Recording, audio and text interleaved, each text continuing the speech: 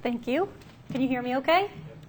I'm not used to standing still, so I'm going to have to get used to this because with my students, I always have to move around to keep their attention. So this is going to be different for me, but I'll stand still.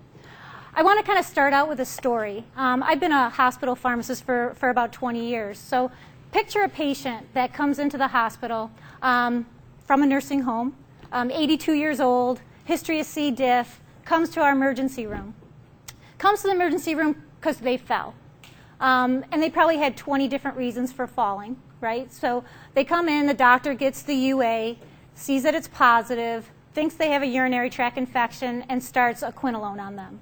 So quickly, our stewardship pharmacist runs to the emergency room physician and says, you know, they have a lot of reasons for falling. You just increased their narcotic dose. Maybe we can hold on the Cipro and wait. They agree, which doesn't happen every time. Let me tell you, our percentage is not 100%. But in this particular this example, they agree. Patient is in the hospital for 3 or 4 days, goes back to the nursing home. And then one of the family members or a nurse says that their urine is smellier than normal or darker than normal. So what happens? They get the UA culture, they start that Cipro. So I guess what I'm trying to point out is that we win little mini battles, but to win the war, we really need to come together and have an approach that we're all on the same page. So that's why I think this is a great thing. I said we can do stewardship in the hospital, but without long-term care in the community, we're not going to get to where we need to go. So I'm very excited about going through some of the antibiotics with you. We're going to go over different classes of antibiotics. It's going to be like you're in school again. I'm going to go over the spectrum of activity, some of the real big side effects that we worry about, especially in geriatrics, and some of the drug interactions. Too many things in my hands. Okay, so when you think about like dosing a statin, right? Everybody picks their favorite statin. If you like Lipitor, you know that drug, right? You know the dose. You know high intensity versus low intensity. You know the drug interactions. You pick it. You always use it. That's your go-to statin. It's not the same with antibiotics. You can't pick Bactrim. You can't pick Cipro and say this is my go-to antibiotic. We really have to make sure we look at all the different factors. When we're taking care of an elderly patient especially, the first thing you're going to look at, right, you're going to look at allergies. And we're going to talk a little bit more about allergies. Narrow spectrum. So it's easy to pick an antibiotic that's going to work. When you look at a sensitivity report and you see S's, you pick one of those antibiotics, they're probably going to work. But really the key to antibiotic stewardship is picking a narrow spectrum antibiotic, right? So it's going to work, but we're not going to have too much coverage. So we got allergies, keeping it narrow. Then looking at that patient's their risk for side effects.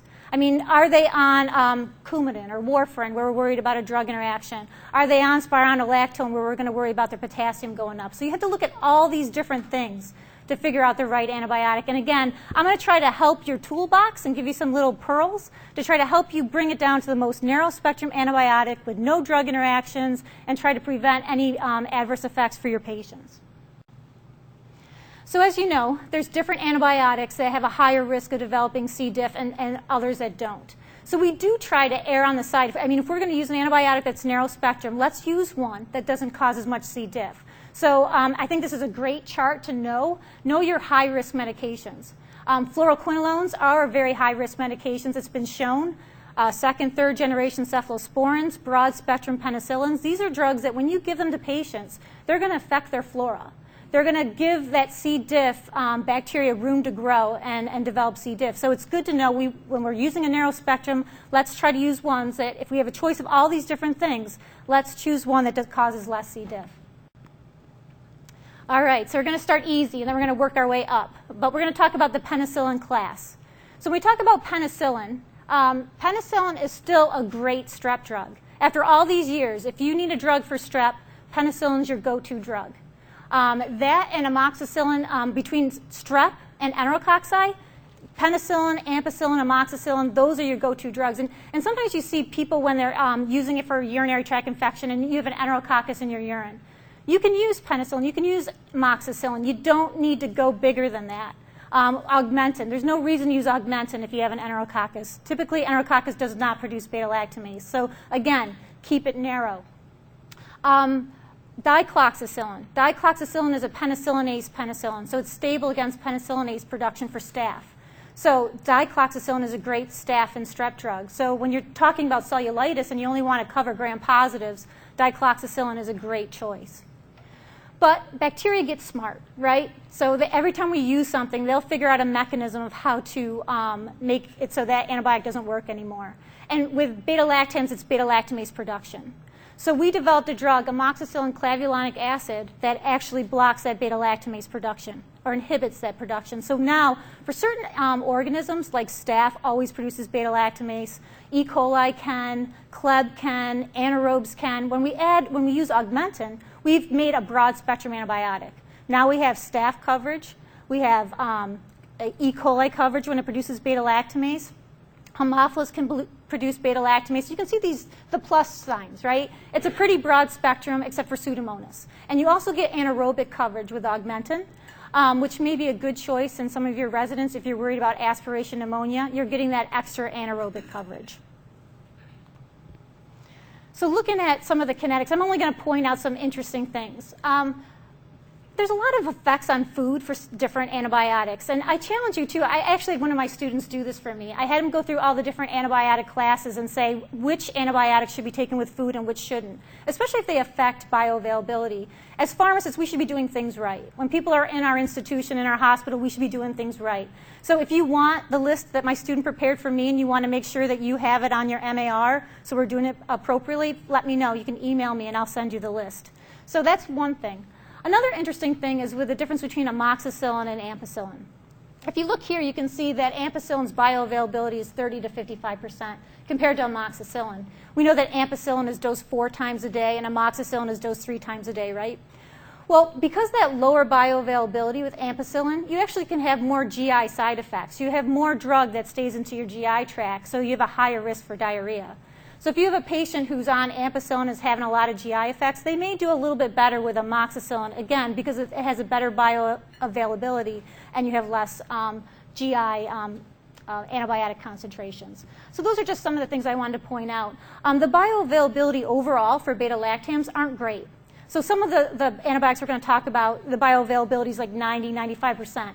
For beta-lactams, it's not. So that's why a lot of times in the hospital, when they're on a beta-lactam, like let's say they're on oxacillin IV for a cellulitis, it's hard to go to diclox because you're not getting the same concentrations. But that's just one thing to point out. And I guess this is a big thing for me, allergies. And I think if we're all going to get involved in antibiotic stewardship, and we're pharmacists, we need to get involved with allergy histories. And I know that we all do a good job when they say penicillin. We'll write down the reaction, right? I hope everybody, we at least go that far, right? We make sure that if it's diarrhea, oh, that's not a reaction. Hives, rash, we need to write that down, but we need to take a couple steps further. And I think as stewardship, and I think especially among the different nursing homes, hospital, we need to do a better job at making sure our allergy histories transfer from one institution to another. When I get a patient who has a pen allergy, I want to go talk to him. I'm going to ask him a couple questions. First, you're going to say, what is your allergy? And you'd be surprised. Because in this slide, 80 to 90% of patients don't really have an allergy, but they list it. And some are very, very adamant. Yep, I have a penicillin allergy. My mom told me I had a penicillin allergy. My sister has a penicillin allergy. And you ask, what happened? Oh, I've never taken penicillin. I mean, you need to ask questions. They'll say they have a penicillin allergy, and then I'll say, what antibiotics have you taken? Oh, I've taken amoxicillin for dental prophylaxis. You're like, okay, you don't have a penicillin allergy. So we need to go in, we need to talk to our patients. And I know it's a little bit different in the long-term care facility, but talk to their families. Because I think if we can document a good allergy history and make sure that transfers, especially when they go to the hospital, that's huge. The other part I think is a great question to ask. Have you ever taken any other antibiotics in like the cephalosporin class? Have you ever taken Keflex, Ceftin, Vantin? I mean, if they say yes to one of those questions, you know you've just opened up another class of drugs for this patient. Because if we don't know and we wipe out penicillin, cephalosporins, what are you stuck with? What are you going to get stuck with? Quinolones, right? So let's all make a vow that we're going to make sure that we do allergy histories and figure out a way in the computer systems that it transfers from different institutions. Because I'm going to try to do that, put it on our hospital profile, and make sure that it comes back to the nursing homes. So these are the things, as I already went through, what I already asked. This is just an example, and I think, too, is that one of the stewardship steps you can take is develop your own policy for your hospital. Help your nurse practitioners and your prescribers. Say, if I have a penicillin allergy and it's rash, we're going to do this. We're still going to use cephalosporins. I think if you have a very clear policy about allergy history documentation and what you're willing to use for the antibiotics, I think that's a great thing. So maybe that's a place to start. So now I'm just going to give you little tidbits about the different things. Did you know that when people are on amoxicillin or ampicillin, and sometimes they're used when they shouldn't be used and it's a viral infection, they can actually develop a rash just because of that. So that isn't even a true allergic reaction. So when people get put on amoxicillin or ampicillin, they can have a virus, Epstein-Barr virus. They can develop a rash, and they're not truly allergic. It's hard to differentiate that, but I mean, it may be something you want to listen for in your history. Did you know that amoxicillin clavulanic acid is the most common cause of a liver disease for drug-induced? It causes like a cholestatic picture. So if you go and look through different causes of hepatitis, drug-induced hepatitis, augmentin makes the top of that list, and it has to do with that clavulanic portion of the agent. Here's another one for you. See? Did you know, I could play the game, did you know, out of all the different antibiotics, we always think about antibiotics and that it increases the INR, right? That's every antibiotic can do it, and some to different degrees, which we're going to talk about today. But dicloxacillin actually decreases INR. Did you guys know that? So when you see somebody that is on dicloxacillin and their INR actually goes down, that is related to dicloxacillin. So that's the one antibiotic that actually does opposite of what you would think it would. All right, we're good with penicillins? Yep, you have a question? Can you comment on the use of augmentin being time dependent, the use of it for 875 dose? Can I talk about the 875 dose? Versus like how when you're guiding your physician and choosing between those two doses? Between 500 TID or 875 BID. We do the 875 BID, again, compliance-wise, when patients go home, it's easier. You're right, they are time above the MIC, and it may make more sense to do a TID. But compliance-wise, and you are going to make it over the MIC for the right proportion of time with that dosing regimen, we do the 875. And I don't know if 500 BID. Yeah, I've never heard of BID. Yeah. So I guess I would look into that more and maybe educate that provider. But I don't think I've seen a dosing regimen with 500. Have you? Well, we should also mention for the community-acquired pneumonia, the dose of augmentin is the higher dose. Right. There is higher doses where it's actually you do 2 grams Q12. And the rationale for that really has to do with strep. When you have strep resistance, you can have intermediate strep and you can have highly resistant strep. We're lucky around here. We do not have a lot of highly resistant strep. When you have that, it kind of wipes out the penicillin class. There is some intermediate, and I don't know what it is in Rochester or in Syracuse. It's not huge, but what you do is use that higher dose to get more amoxicillin because you can overcome that resistance and it's dose related. So with pneumonia, and if you have a higher incidence of intermediate strep, then you're going to go to that 2 grams Q12, which is going to help you in case for that proportion of intermediate strep. All right, so we're going to talk about cephalosporins, and I kind of picked one representative from each generation. So the first generation is cephalexin, second is cefuroxime, and third is cefpodoxime. As you go down the generation of cephalosporins, you actually lose some staph coverage. When you get back to the fourth generations, which is just IV, you regain that. So think about, as you go down the generations, you lose a little bit staph coverage. They all have good strep coverage.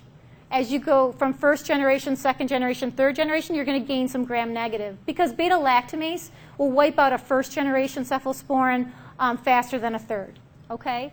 So you can see I have E. coli, but sometimes it depends on what you have to look at your antibiogram. And I did pass out antibiograms there because those are from LACNY, actually provided the antibiograms for the Syracuse area. If you haven't gotten them, I will make sure that you receive them. But he was very nice. Russ Rawlings went through and had, because he does service a lot of nursing homes, and he put the antibiograms together so you can kind of see what's going on. And we're actually going to use that at the hospital too. to show our ED physicians when someone comes in from a nursing home that you're going to see that their E. coli sensitivity, you know what it is? It's like 50%.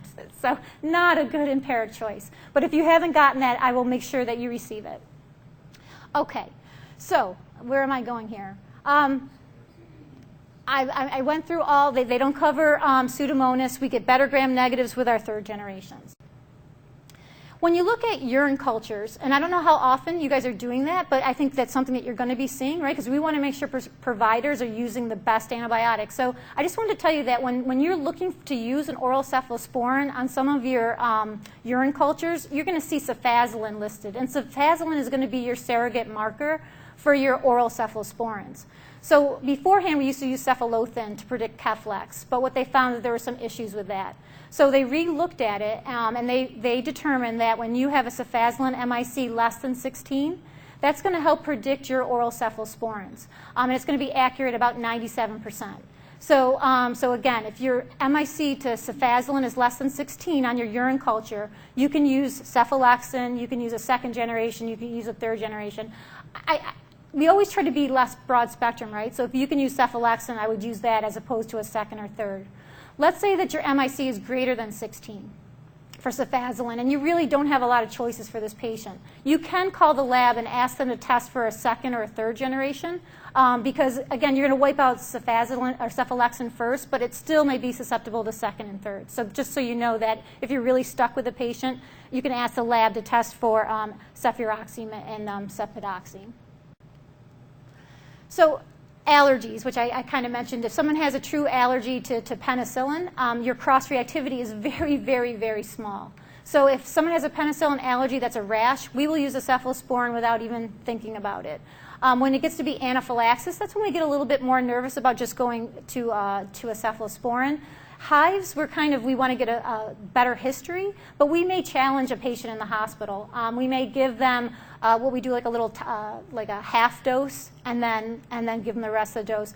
And the thought process is a little bit different too with cephalosporin allergies. It's not just the beta-lactam ring, or if you go from first generation down to third, it's less, which that is kind of true. It's actually a side chain thing. So if you have a penicillin allergy and you have an allergy to amoxicillin or ampicillin, you probably will have a problem with cephalexin, cefprozil, cefadroxil, and Ceclor because they share the same side chain. So that's another piece of information you should know of which cephalosporins share the same side chain. I already mentioned this, but as you go down the generation of cephalosporins, you're going to increase your risk for C. diff. And this is another interesting thing that this is, I guess, I get on my pedestal a little bit, but sometimes we treat patients all the same, right? We think about the dosing for cephalosporins like cephalexin, right? We know that for UTIs it's 500 BID. If it's skin, we're going to do 4 times a day. But we have to look at the patient too. And this was a really interesting study that looked at the difference between cephalexin compared to cephalexin and Bactrim.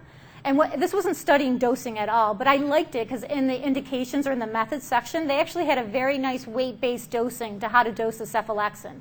So for less than 60 kilograms, it was 500 4 times a day.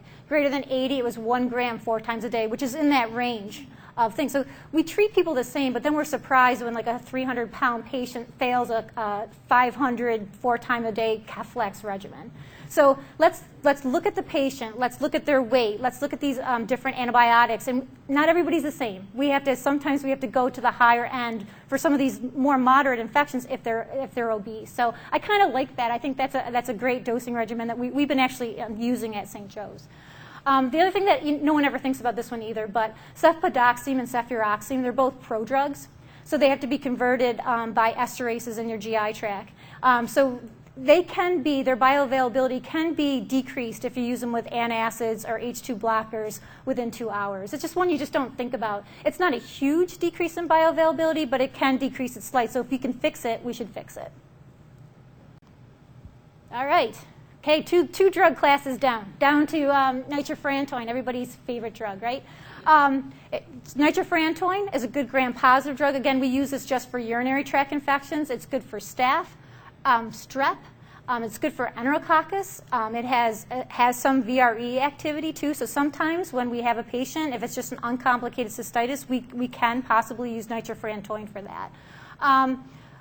E. coli, it's a great E. coli drug. If you look at your antibiograms and you see that 50 Cipro on there, you're going to see that nitrofurantoin is in its 90s. It's been around for a long time. This drug has been a great, it maintains sensitivities very, very, very well. And that's why we were all really, really sad with the Beers criteria before it was changed, because it kind of wiped out nitrofurantoin for anybody less than 60. We'll talk about that in a minute. What's the difference between the different products? And I don't know in the different nursing homes, do you all use just macrobid? Or is there, because sometimes I see on some of the Loretta reports, I see some of them macrodantin. I wasn't sure when you choose what you choose. But just going through that, the microcrystal formulation, which is just a suspension, that actually has more GI toxicity than the macro crystalline suspension because it's bigger, it's slower release.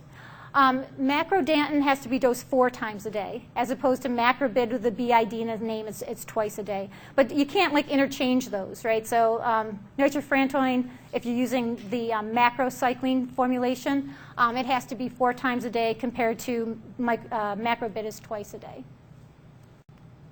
Okay, now talking about the change in the Beers criteria, which is great that came out in 2015, where they changed the break point from less than 60 to you couldn't use it, it was contraindicated in patients less than 60, and now you can use it for people that have a creatinine clearance over 30. It opened up a nice block of patients that we can use it in, and again, it's got great sensitivities for E. coli, so for an uncomplicated cystitis, it's a great choice. Why did they change? Well, they went back and looked at some of the data. Again, these old drugs don't have great studies, and still, even all the studies I'm going to talk about today are all retrospective studies. Nobody's doing prospective studies on these agents, which is kind of sad, but we all know why. But so this is a retrospective study that looked at actually female patients. It was a Dutch study that looked at patients who were on it for uncomplicated cystitis, all women. And they went through and they figured out what their creatinine clearance was. And the creatinine clearance could be anywhere from a year ago. And went through for efficacy. When they went through for efficacy, their definition was that if you were on another antibiotic within a month, that meant that you probably failed a nitrofurantoin. They also looked at side effects. And when they looked at side effects, they went and looked at DRGs from hospitals to see if people got admitted for a pulmonary problem. So that could include shortness of breath, to see if that was the main cause. So looking at this chart, you can see when you look at ineffectiveness, we were fine up to the 30 to 49. You can see it starts trending up. Also note that our number of patients in the lower creatinine clearance group is also much lower, right? But you can see that for efficacy in that 30 to 60 range, we were fine. Toxicity was still a little bit higher when you were below 50. And I think what it points out is that, yep, it's a great drug. It's a drug that we can use. But I think we want to look at toxicities. We don't want to use it for a long time. We want to make sure that we use it for a short duration because there is a risk of toxicities, which we're going to talk about. Next is males, like looking for male data. And Dr. Dumiati, actually, we were talking about this. We're like, oh, where's the data for males? They're really, when you go look through studies, most of the studies are really done in uncomplicated cystitis in females. This was a study that just came out this past year from Buffalo, from the Buffalo VA. And again, it was a retrospective type of review, but at least we have some data in males. And this was in complicated UTIs, and they had to have symptoms. So in this particular study, the authors were trying to find out at what creatinine clearance am I going to get 80% efficacy, so that in the male population. So what they found is that, and they looked at whether it was gram-negative, gram-positive, or they didn't have any cultures at all. And what they found for the gram-negatives, the creatinine clearance cutoff was about 60. That they could, for people that had a creatinine clearance 58 or above, they had an 80% efficacy rate. That number actually the creatinine clearance actually went up for gram-positives, that they had to have like 100 mils per minute creatinine clearance to have efficacy. And if they didn't have any cultures, it was lower at 32, which may have been a population that if they didn't get a culture, maybe they were less risk for having resistance. As far as side effects, there really wasn't any difference in any of the creatinine clearance cutoffs. But again, this wasn't a long-term study. But again, this is what we have. This is what we have in males. I'm not telling you that this is the only creatinine clearance, but we're still waiting for more data on this. the toxicity that you're going to worry about when you put somebody on nitrofurantoin, especially for a long time and in people that have renal insufficiency, one of the first things you're going to worry about is peripheral neuropathy. People can develop peripheral neuropathy. It's more common in people that have poor renal function. So right away, you have one of your patients, creatinine clearance is 35, and you decide to use it. You're going to put that patient at higher risk for peripheral neuropathy. Are they diabetic? I mean, you've got to look at all those different factors that may help weigh into your decision. Hepatitis can be either acute or chronic, and that's more common with long-term therapy. The pulmonary toxicity, I think, is very interesting.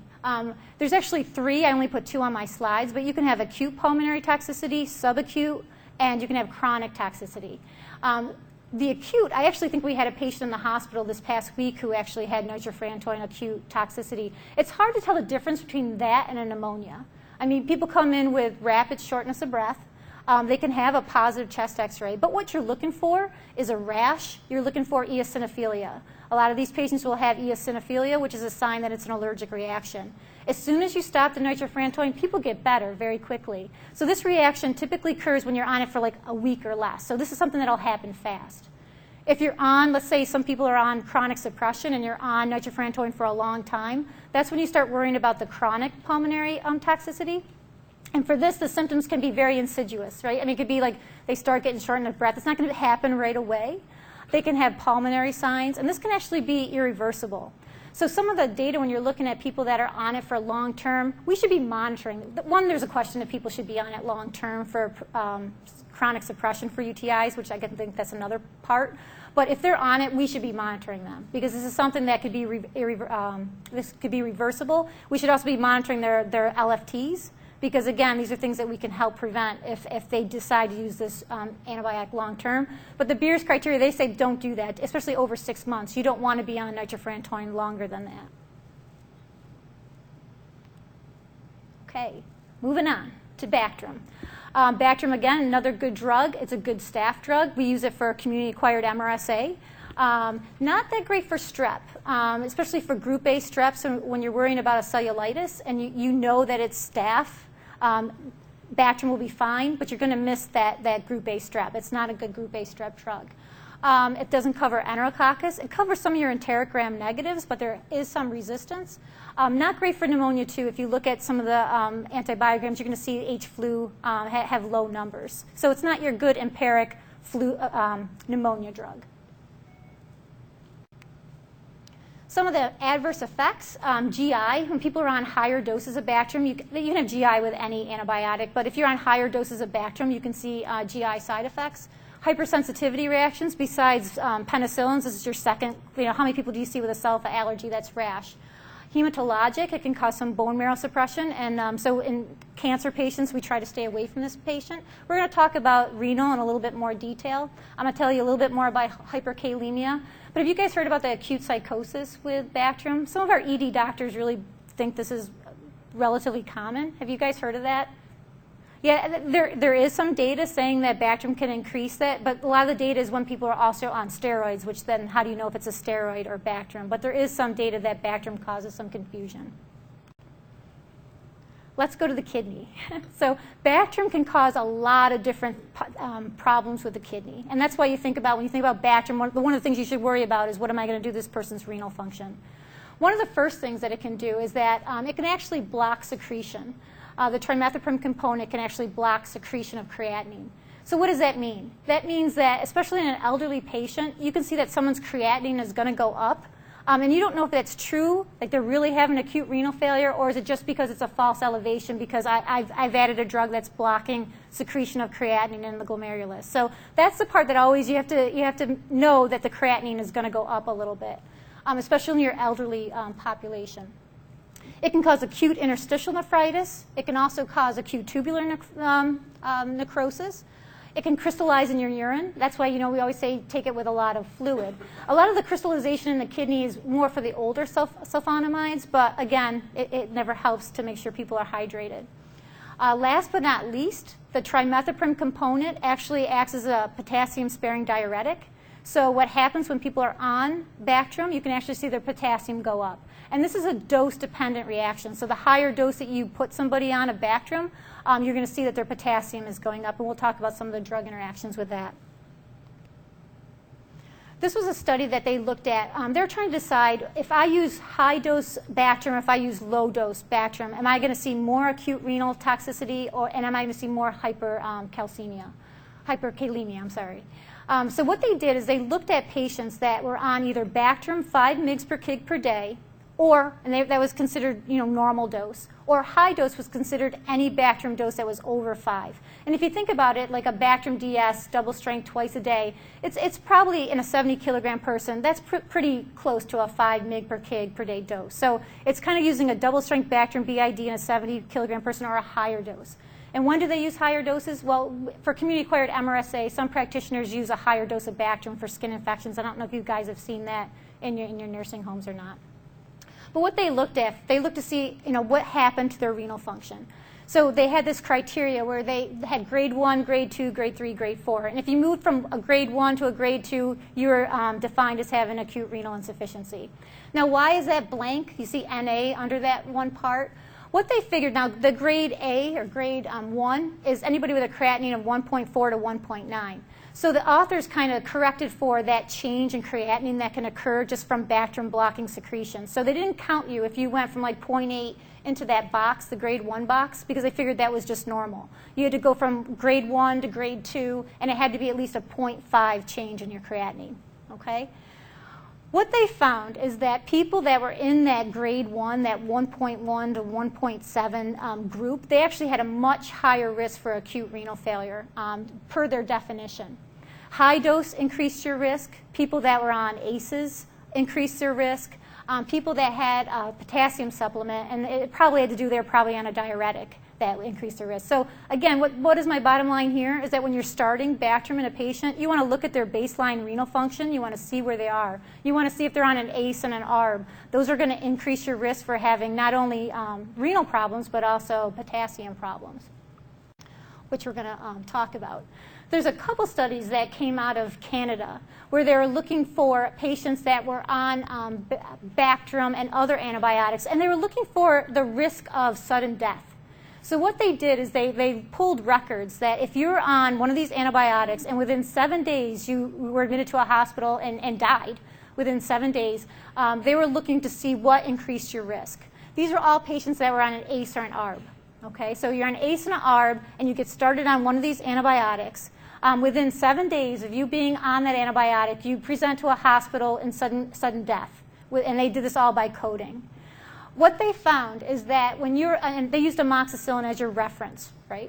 So with Bactrim and Cipro, on that 7-day, your odds ratio were actually increased for sudden death when you're on an ACE or an ARB and Bactrim. And what their thought process was is that you changed your electrolytes, maybe became hyperkalemic and had an arrhythmia. But looking at those different medications while on Bactrim is important, right? Especially somebody who kind of their potassium is kind of on the edge. That's definitely something you have to worry about. The other thing, they repeated the same study. And again, quinolones are on there too. And why do you think quinolones are on there, or their risk was increased? Because of the QTC prolongation, right? You mess up somebody's electrolytes and you have QTC prolongation. That could increase your risk. Again, these are all retrospective type of studies, but it's interesting. And I think what it points out is that if somebody is on Bactrim and they're on spironolactone and ACE or an ARB, you better be monitoring their potassium or maybe choose a different antibiotic because you may decrease their renal function. But I think those are very important things to take a look at as consultant pharmacists. That's our job. Lisa? Yep. How often after starting the antibiotic, if they're on an ACE or an ARB, would you recommend checking the potassium? Bactrim can do it within a couple days. I mean, I would say a couple days. It depends on how long they're going to be on it. I mean, if it's a short course, but if they're going to be on a longer course, I would say in a couple days. No, and then just knowing that risk of that patient. I mean, are they somebody that hangs out at 4-9? But I think, or use a different antibiotic maybe in that case. If they're high risk, they have cardiac disease. I don't know if you guys agree with that or. Yeah, no, I Okay. agree.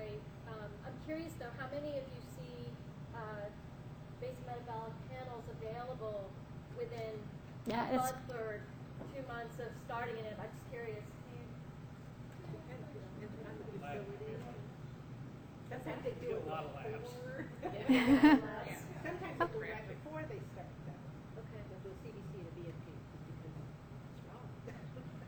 Yeah. So it seems like more and more of you are getting access to the laboratory data to be able to monitor this problem. Because I think in the past, when we weren't using a lot of lab tests, then you don't even know the starting point, and now you're looking for adverse events, and you may not have a way to measure change.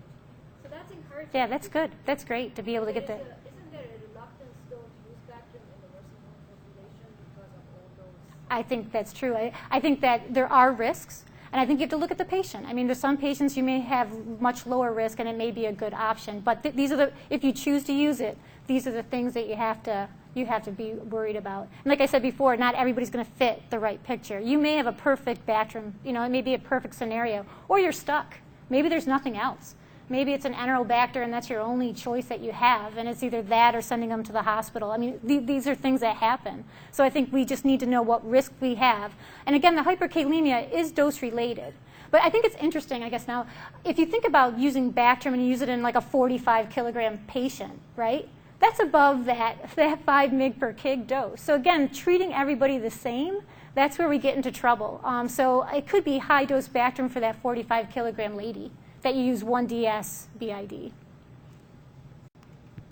Now going on to the drug interactions with warfarin. I know that when you learn in school, you learn what are the worst antibiotics that if someone's on warfarin, what are the top 3 things that you worry about with antibiotics? Bactrim's got to be on your number 1, right?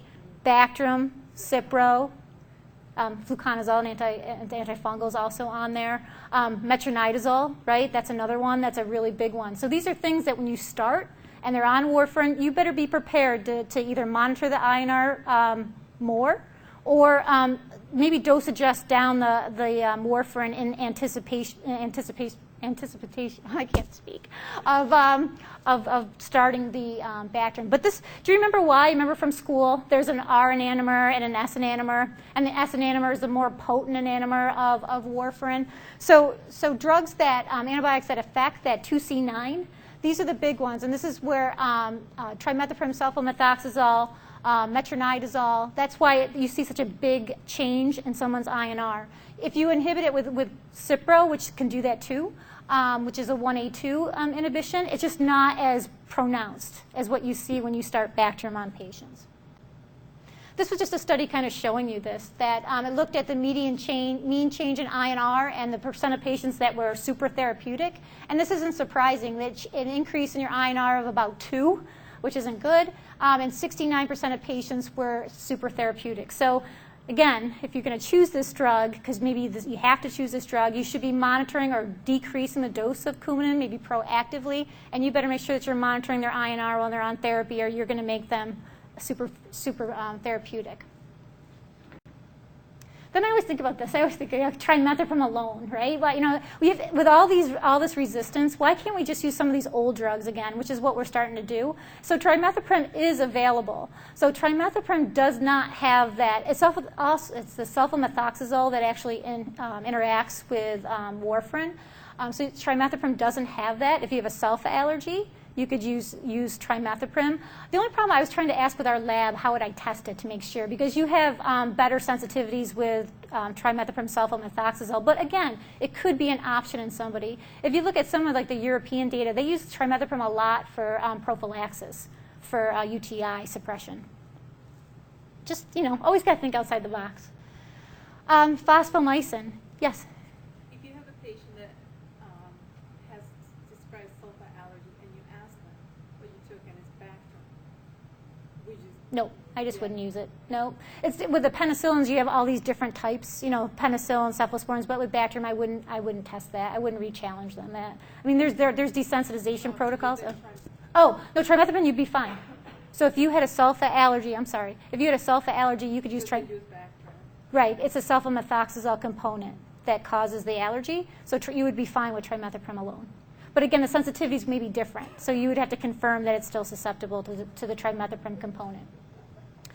Okay, phosphomycin. Has anybody used phosphomycin? Yeah, look at that.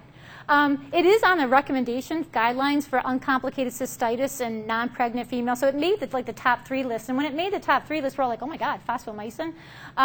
It's a powder packet. It comes in a 3-gram powder packet, and it's pretty expensive. And I don't know what your cost is per day, but our cost is about $75 a day. But we are using it. We're not using it in our straight E. coli UTIs. We're using it in our ESBLs, some CPCs. So we're using it in the more resistant cases. I like it. I mean, I like it because I think it has less risk of C. diff. And if this is, I've used this a couple times in patients just when I didn't have any alternatives because of allergies. So it has staph, strep, enterococcus, including VRE coverage. It has E. coli coverage, ESBL, and CRE. Pseudomonas, I put a plus minus because I think that the more it gets used, the more resistance is developing. So if you were going to try to use it for that, you better make sure you have sensitivity data. Every time I use it, we do get sensitivity data. We double check it with a lab to make sure it's sensitive. But it is a good choice, but we don't want to overuse it either. I mean, we want to use it correctly. Is it just a 1 day? It is a one for uncomplicated cystitis and perfect. Thanks for the perfect lead-in. It's a one a day. It's going to last for 3 days. So it gets such high concentrations in the bladder, over 4,000, and our cut point is like 64. So we get such high concentrations in our bladder that it actually lasts for 3 days. So we can give 1 powder packet, and that'll last us for 3 days. But in some cases, we have more complicated. That's for uncomplicated dosing. So for complicated dosing, I'll kind of move over. For complicated dosing, there's some other recommendations. So we've used 3 grams every 48 or 72 hours. So we've used it a couple, 2 or 3 doses to complete a course. And how do we determine Q48 or Q72? It'll depend on the MIC. If the MIC is close to that 64 breakpoint, we may do it every 2. If it's lower, we may do it every 48 hours. So this is going to last for 2 to 3 days in your urine, and you can repeat doses. Again, our cost is like $70-something a day, so I'm not sure what you guys pay. We have used it too for UTI prophylaxis in some of our patients, and we've done it like a 3-gram PO once a week, which is kind of a nice recommendation if you need to use it. There's a little tiny bit of data, the N of 2, in prostatitis, so I don't know if I'd go there, but there is a little bit of data in prostatitis. I just wanted to include, again, we always worry about there's data with uncomplicated, and there is a couple studies that have come out with complicated UTIs. And I just included some of the things we would use it in, and the efficacy rate was overall 83%. It had a 3% recurrence rate. ESBLs, it had a 100% cure rate. Enterococcus was 86, and Pseudomonas was 78. Small numbers. But again, if you get desperate, I mean, I would test for it. If it's resistant, you move on. But it could be another oral option that you can use in some patients. Fluoroquinolones. Yep, sure.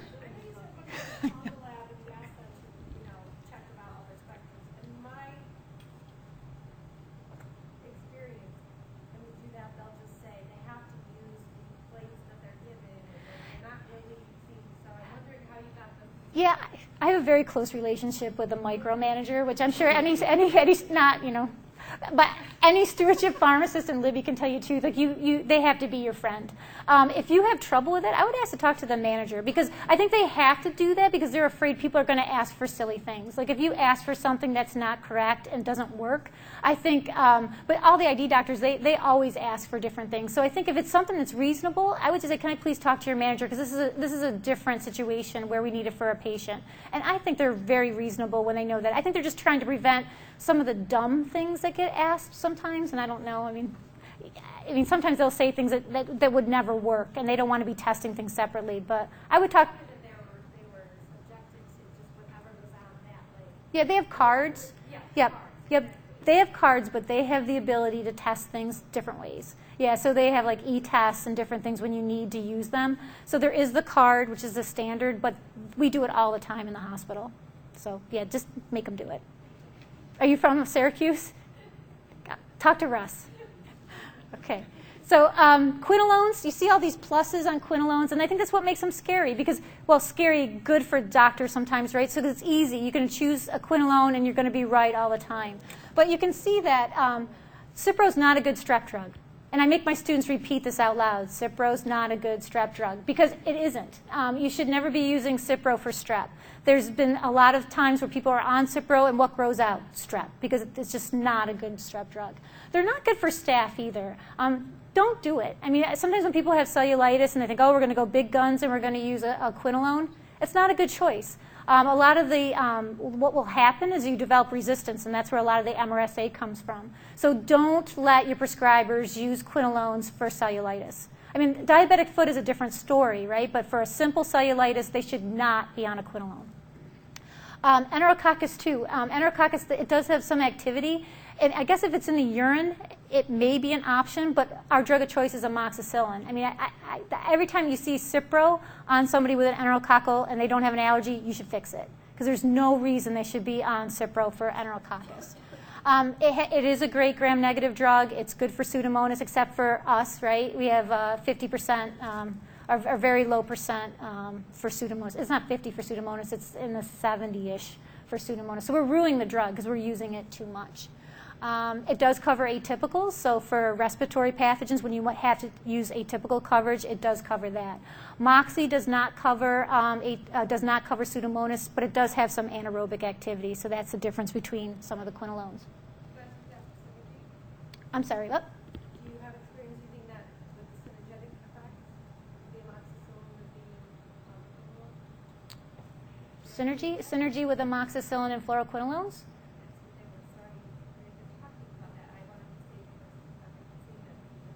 Has anybody ever seen that?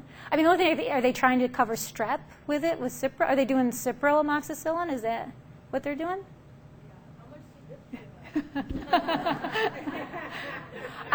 I don't think there's any synergy data. I mean, that I'm aware of, but they may be trying to plug that hole, that strep hole, first with Cipro. But I think that we could think of something else. If I would call on that, that would be something where I'd be like, what are you doing? Because that doesn't seem to make any sense. Very nicely, yeah. All right, so side effects.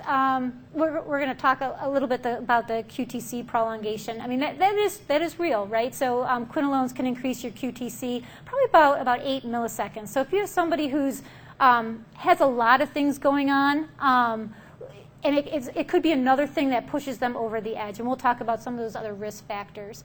CNS, I mean, people complain about patients being confused. Quinolones can make you confused. So Cipro especially, too, people can start on Cipro and become more confused. Have bad dreams. Tendon rupture, right? If people are on long-term fluoroquinolones, especially if they're on steroids and they're over 60 years old, they have an increased risk of tendinitis. Peripheral neuropathy, myasthenia gravis is not a recommendation. We always do a bad job with myasthenia gravis patients. People just don't know that, but you're not supposed to use quinolones and you're not supposed to use macrolides in patients with myasthenia gravis. So QTC prolongation, what you're going to look for drug interactions that it's going to even increase their risk. So people that are on amiodarone, that's another thing that would be a high risk for a patient. If people already have AV block, cardiac disease, we're lucky in the hospital, and I don't know how often you have all your EKGs in a place where you can look at them. But I have my students looking at EKGs, and anytime they see the QTC is prolonged, that's our number one call. You know, get them off the quinolone. Their QTC is over 500. I mean, and doctors respond to that. So again, you want to see a person's cardiac history, and it's not a good choice for these patients, especially when you can use amoxicillin, right? Why would you make somebody have the risk of cardiac toxicity when you don't have to? Especially people with electrolyte abnormalities. So people that are hypokalemic, people that have problems with their magnesium, their calcium, that's going to increase their risk. People that are female have a higher risk. And if you have hepatic or renal impairment. And if you've ever used crediblемeds.org, have you guys ever heard of that? It's a great resource for QTC prolong. They actually go through all the different drug classes and they'll rank them for you. So if you're looking at somebody's profile and you want to see how QTC prolonging a certain drug is, it's a great resource. They update it routinely. They look at the literature. I highly recommend taking a look at that when you're reviewing some of these patients.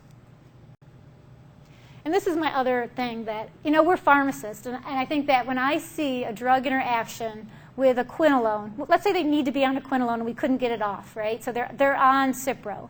And then you're going through their profile, and you see that they're on calcium, they're on iron, they're on a multivitamin with minerals, and they're all given at exactly the same time. Do you see that? Yeah. So we have to fix that because that's a medication error. And I'm going to show you a study later on saying that, you know what, that causes resistance. You give the bugs, you give an antibiotic, you make it subtherapeutic.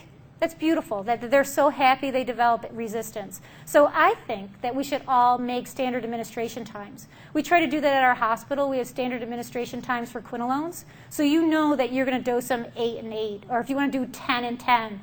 So you know that when you're giving your calcium, you can give that in the morning and you have your 2-hour window. But we have to do this because it's wrong and it's a medication error and it's on us. I mean, that's our job. Our job is to make sure patients get things appropriately. And I know in the community, it's so confusing for some people, but when they're in an institution, they're in a hospital, we should make sure that it's done appropriately. So that's my little soapbox, but I think that increases resistance, and it's wrong. So let's make sure that we do not use quinolones together with these different agents. And they're not tiny little changes, right? I mean, AUC decreases by 60%, 30 to 94%. I mean, they're big changes that can result in resistance. So I'm just telling you that they're all different. If you look in like lexicon, they'll say 2 and 2. But if you look at the package insert, it's 2 and 6 for Cipro, 2 and 2 for Levo, and 4 and 8 for Moxie. So I like to follow the package insert on these recommendations because they're based on studies, and sometimes the drug interaction databases just make a decision. But these are the PI recommendations for separation. And this is a study I was talking to you about where actually it was a study that was done in Philadelphia where they looked to see all their levaquin and they looked to see if they're on divalent cations, so if they're on calcium, mag, aluminum. And what they found in their hospital, 75% of the time, that they were done exactly together. So they went through all the patients and they figured out all the days that they received them together. And then they looked for resistant organisms. So they captured the cultures of these patients. And what they found, and you can see all this in red, that it was a statistically significant difference if you did it right versus you did it wrong. I guess that's the bottom line of the study. They had all different percentages, but you have to make sure that you don't dose these things with products that are going to decrease their absorption. Yep. Would you suggest to stop the iron and calcium? Yeah. Yes. Because sometimes if they don't need it exactly, and you know how hard it is to do it when they're on 3 times a day iron? You can't do it. My students are trying to figure it out. Call them and tell them to either make it once a day because you can't do it when it's 3 times a day. And depending on the patient, they're fine for 7 days to hold it. It's better for them to get their antibiotic than to get a subtherapeutic concentration. Macrolides. So macrolides are good, they kind of used to be good strep drugs. Strep, staph, they're good for respiratory. They're really respiratory agents. You're never going to use a macrolide for a UTI, right? They're really good for respiratory. They also cover atypicals. They have some extra anti-inflammatory effects too, but the Z-Pak is probably everybody's worst nightmare because everybody uses a Z-Pak, and then what happens is that our strep sensitivities are horrible. And they might be on your antibiogram. We try to do a community antibiogram for strep so you can see what it is. But when you make things easy and people use them all the time, you ruin the drug for that. So right now, a Z-Pak's not a great strep drug here. And now, in addition to that, there's also another warning for macrolides where they also have the QTC prolongation. And there's a couple studies that were done that looked at it compared to azithromycin and beta-lactam use. And what they found that your risk was increased with azithromycin. There are 2 different studies that were done. In the Denmark study, it was a healthier population, so they didn't see that same change. But in the Tennessee study that was done, it was lower poverty, that's not iller is not the right word, but a sicker population, and they did see a change with more QTC and cardiac mortality in the azithromycin group. So I guess I'll say the same thing that I'd say for quinolones. If it's a high-risk patient, a lot of cardiac disease, why would you use azithromycin when you can use another drug? So in the hospital, we've used more doxy. That's another reason we use a lot more doxy, just because of not having to worry about the cardiac problems with macrolides. Speaking of which, the next class is doxycycline. Strep, I have a plus sign, but it kind of depends. It depends on where you are and what the sensitivities are, because it can be plus or minus. They're good staph drugs. They have activity against MRSA. Enterococcus in the urine. I would never use it for enterococcus in the blood. They cover enteric gram-negatives. They cover Haemophilus influenza and MCAT, which are respiratory pathogens.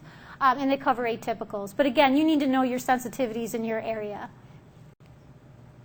Kinetics, I love looking at old drugs. I don't know why. It's kind of like the geek part of me. But when you go back and you look at some of these old drugs, really interesting things you start to think about. So when you think about, as pharmacists, we think about when we don't have to dose adjust a drug, right? Think about Doxy. Doxy, if they have renal dysfunction, you don't have to dose adjust it, right? So what do you immediately think? That there's no renal clearance, right? Isn't that what you think? That you think, oh, it must be hepatic because we don't have to touch it in renal insufficiency. That's not true.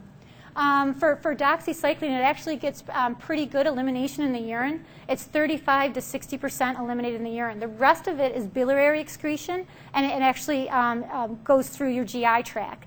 So when people have bad renal function, your body makes up for it with non-renal clearance, so you'll have more biliary excretion and more GI elimination. So it has nothing to do, it does go into the kidney. It actually isn't metabolized. It actually goes completely unchanged into the kidney. Minocycline is a little bit different. Minocycline there isn't really much renal concentrations. And tetracycline, I put it on there, but I don't think anybody really ever uses tetracycline. The other interesting thing about doxycycline, do you use tetracycline? No, we can't afford it. Oh. Well, that's good because there's really no good reason to use it. So good. The other thing, did you guys know that the half-life of doxycycline is anywhere between 18 and 25 hours? Did you know that? Why do we use a BID? That's a great question. My next slide didn't do it right. I'll tell you about that in a little bit. Okay, so then we were talking about this, and I think to myself, if we don't have an option for a patient with a urinary tract infection, why don't we use doxy? So you go back and you try to look through the literature, and there isn't a lot of literature. You're in papers that are so old to try to figure out using doxy for UTI. But if you look at the package insert, it is actually approved for use in UTI. I think it's Klebsiella UTI. It actually is in the package insert. Who would have thought? So if you have these patients that have low creatinine clearance, can you still use it? Kind of like a similar thing when we talked about nitrofurantoin, right? So I actually found this old study that looked at 3 different groups of patients. Group 1 had a creatinine clearance between 99 and 131. Group 2, 20 and 80, which is a huge range. But Group 3 was less than 10. But you can see when they looked at doxycycline concentrations, we were okay until we got to Group 3. Group 3, the concentrations were 1.3, and a typical cutoff that we worry about is about 4. And that's a blood concentration, but we would definitely not use it in anybody with less than 10. But I really can't tell you a number between 20 and 80. But it has to be somebody, right? It probably, I'm guessing, and this is totally a guess, but I would think 30 to 50. I think we're probably okay using doxy. But I think we write doxy off a lot of times. And again, I don't have a lot of clinical studies to show you. I wish I did. But it does get in the urine. If it's sensitive and your creatinine clearance isn't too bad, it should be a potential option. But I wish there was more clinical data to help me back that up for you. But this is all I could find.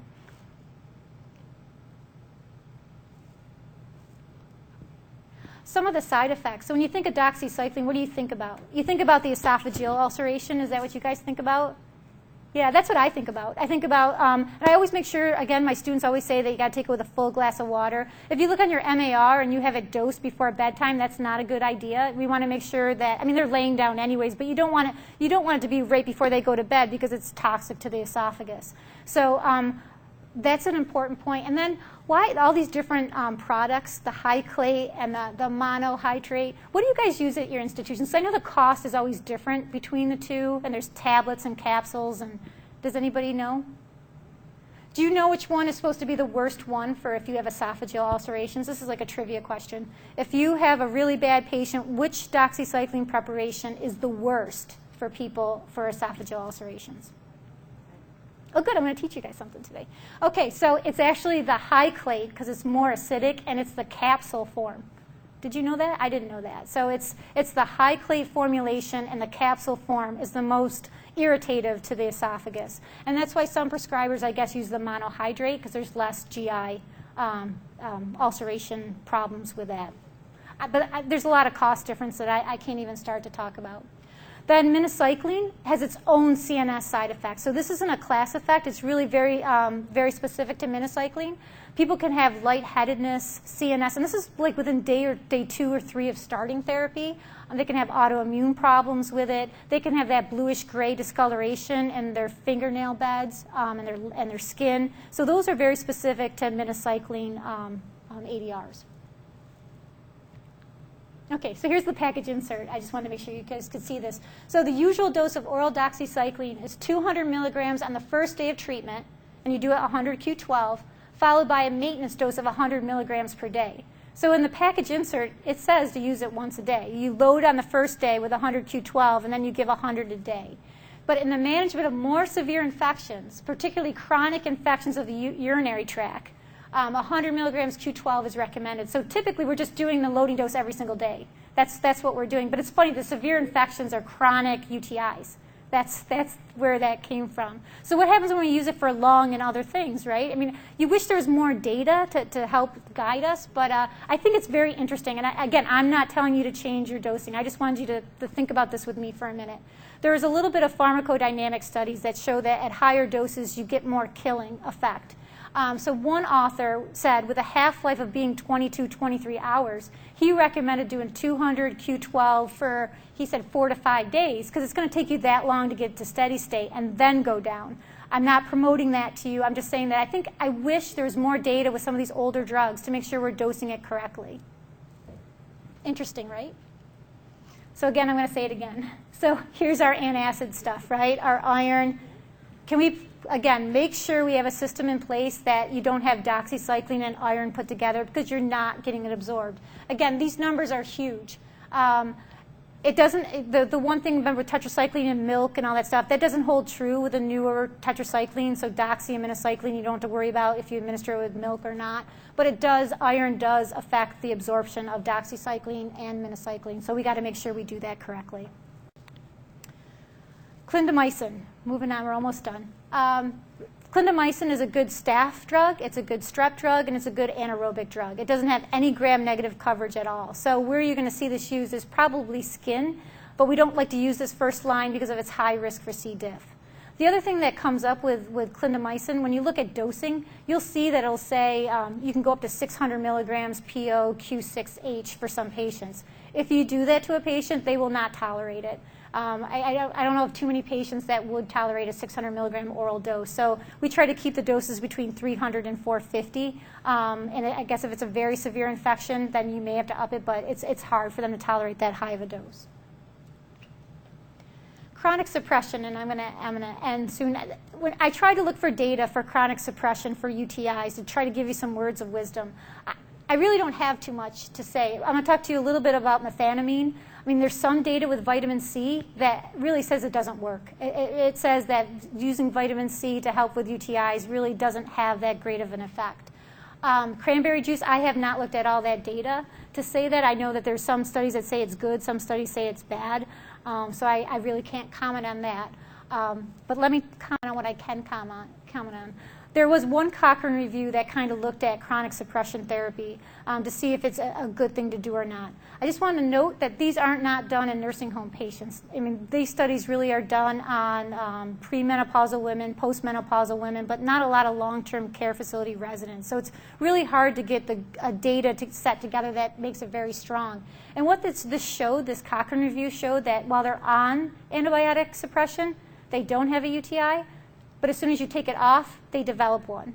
And during the time that they're on antibiotics, they develop ADRs. So are we doing more harm than good? We're kind of killing off the good bacteria, but as soon as you stop it, you have more resistance. So I think we need, again, more data to kind of answer that. Then how many of your institutions use methanamine? Do you use it a lot? No, not a lot? So methanamine is actually a urinary antiseptic drug that actually gets converted from methanamine to formaldehyde. And it's the formaldehyde in your bladder that actually decreases the antibiotic. Again, it's an antiseptic. It's not an antibiotic. It has to be done at an acidic pH. You can't convert methanamine to formaldehyde without it being acidic. Your pH of your urine has to be 5.5 or less than 6. So a lot of times you see that in combination with vitamin C. if you don't see it in combination with vitamin C, it may not be working. So you have to make sure that, again, that it has to have an acidic pH for it to work. It's contraindicated in people with a creatinine clearance less than 50, so it shouldn't even be used. So make sure that you have your creatinine clearance calculated for that patient, because it's actually contraindicated.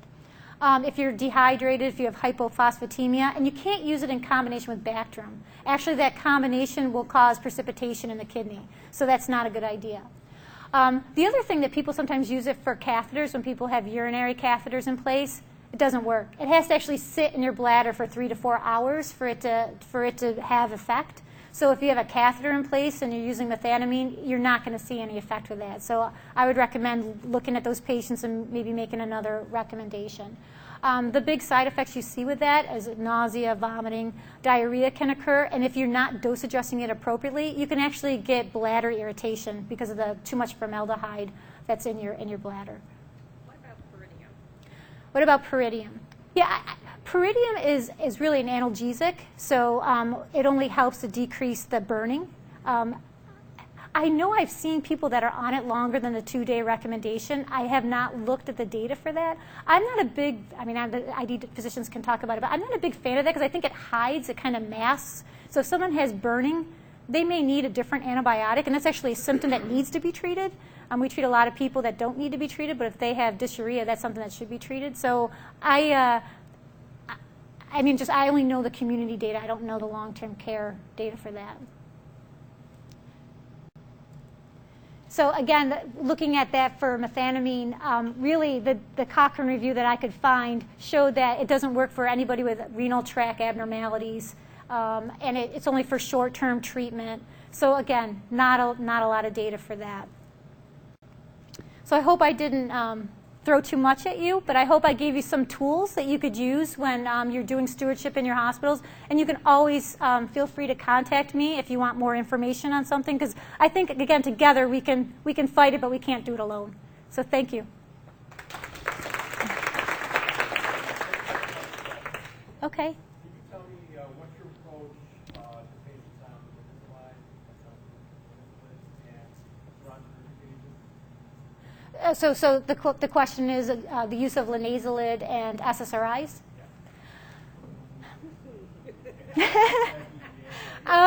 Do we do it? We do. I know when before the FDA came out with their warning, we did it more. And what we'll do now is if there's another agent we can use, we'll switch. We'll try to decrease the SSRI down. Like if they're on 100 milligrams of Zoloft, we'll lower it down if we can. I think some places do cold turkey, just cut the SSRI down, but then you have the withdrawal symptoms that can happen. I guess I would look at how long they're going to be on linezolid and monitor them. You shouldn't be on, long-term linezolid causes a lot of adverse reactions anyways. So I guess I'm giving you a very gray answer. We do it sometimes, short-term, and we monitor the patients. We do it all the time. You do it all the time. The other question I had is, really at the point of care, you don't all have your level of expertise by far. I do use my John Hopkins, Stanford, stuff like this, phone apps, things like this. How do you feel about those, especially for those of us that kind of have to get up to speed quickly? We need to go pick up a book or something like that. Yeah, it's hard. I know because it's hard. I mean, the ID doctors too use Stanfords too. That's a pretty big, that's a reasonable choice to use. People use John Hopkins also. I always find like little things though, because with antibiotics, you need to know your antibiogram. So that little plus minus chart can mean nothing at your institution versus my institution. So I recommend getting the antibiogram and maybe comparing that, like you would use that over that little chart. But I think they're both good references.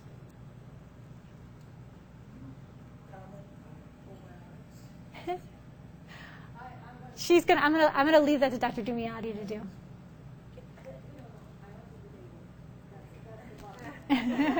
My only thing with the probiotics, and I think that you have to think about, is when we give them with antibiotics, you're actually killing them. In a lot of different situations, that we actually were working on a chart to show, like for different lactobacillus species, if you use augmentin, you're killing it. So I think that's something that you'd have to think about. Can you comment just a little bit more on the QTC prolongation? I mean, I put it into our dispensing system. If I have a QTC, I'll put it in our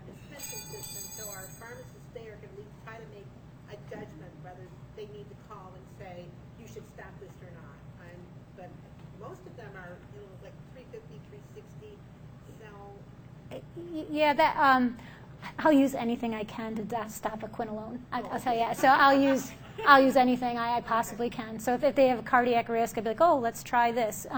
So that isn't a concerning QTC, but I use anything I possibly can because they listen to that stuff. I mean, that stuff is something that they don't want to put somebody in. Stop the offending drug rather than stopping the quinolone. That's where we come up with it. Oh, but you guys are going to work on fixing that. Yes. Okay. Is there any other questions? Okay, thank you.